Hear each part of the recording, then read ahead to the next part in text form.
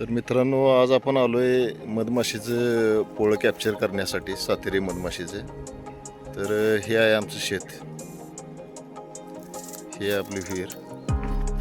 आणि आपण जे कॅप्चरिंगची जी आपली नारळीपासून बनवलेली जे ट्रॅप आहेत, त्या ट्रॅपमध्ये आपण मधमाशा आपण कॅप्चर करतोय.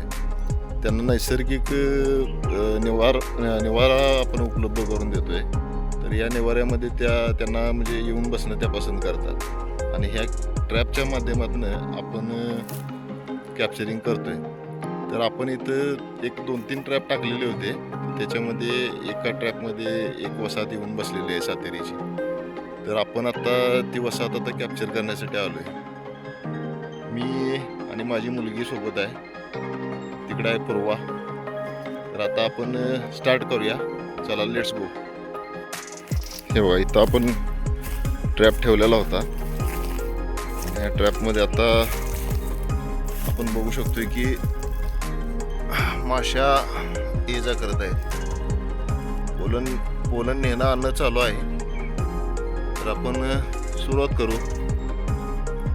इथं आपण लागणारं जे साहित्य आहे, आपण बी बॉक्स जो आहे, पेटी आहे आपली मधुपेटी, ती सगळे आपण ठेवलेलं आहे व्यवस्थित.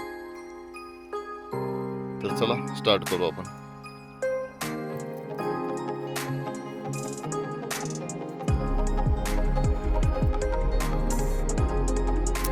हे आता पोळं अगदी म्हणजे काढण्यायोग्य झालेलं आहे. आणि यामध्ये आता त्यांनी ड्रोन सेल पण लावायला चालू केलेले आहे. म्हणजे ही डिव्हिजनची ही समजता येते आपल्याला. म्हणजे त्यांना आता डिव्हिजन करायचं आहे असे आपण समजू शकतो विचार.